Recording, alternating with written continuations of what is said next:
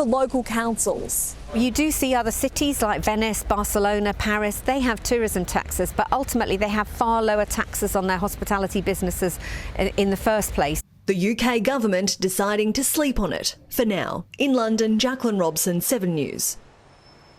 We're taking to the skies on Flashback this week to remember a South Aussie feat which has been likened to man landing on the moon.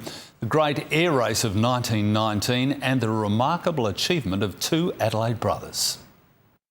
The Australian government has decided to offer £10,000 for the first successful flight from London to Australia in a machine manned by Australians. It was an incredible feat. The brothers Ross and Keith Smith and mechanics Shears and Bennett were seen off by a few RAF friends in weather considered unsuitable for flying. Every day of their 28-day journey was treacherous. When it comes to the Great Air Race, few know more than Lainey Anderson. Despite the fact that around the world people said this is a crazy idea, it would end in death, 6 Australian crews took up the challenge. The author and journalist won a Churchill Fellowship to study the air race, inspiring a documentary and book.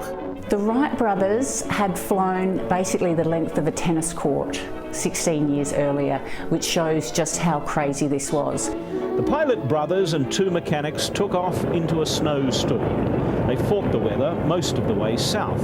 A remarkable feat of navigation and endurance. Navigation was basically a compass looking over the side of an open cockpit. The crew proved brave, determined and very practical. In Cairo, they had to fix a broken induction pipe with chewing gum. There it is, Australia. By Jesus, they're coming up to meet us. Ross Smith landing in Darwin was like man landing on the moon 50 years later. In the name of the Commonwealth, I greet you on your safe arrival and must heartily congratulate you on your magnificent achievement. But it would be several months before the Smith brothers made it home to Adelaide, eventually landing at Northfield Aerodrome. Adelaide went crazy. All kids were given a day off school. People, by any means possible, made it out to Northfield, which is sort of Light's View today. In 1994, a replica Vimy was built to mark the race's 75th anniversary. Australian pilot Lane Kidby and American Peter McMillan will take about the same duration under much safer conditions to cross the 17 countries. What those guys did was absolutely fantastic. And like the original crew, they had their challenges.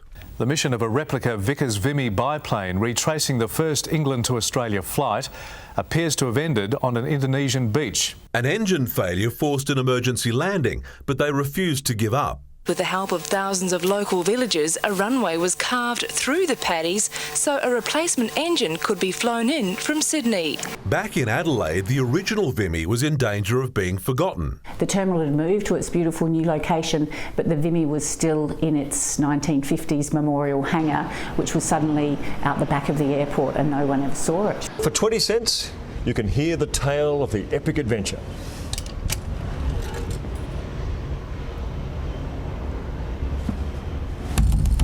Today, it takes pride of place in a multi-million-dollar purpose-built facility, but getting it there was a delicate operation. The fuselage and 2 outer wings were put on wheels and slowly towed 2 Ks. So next time you're taking to the air in a modern jet, maybe stop by in awe. They conquered the world, you know, they were like the Christopher Columbus of their day, and they were South Australian. Love you, Lainey. Well, with AI invading so many aspects of our lives, it can be hard to know what's real and what's not. Experts say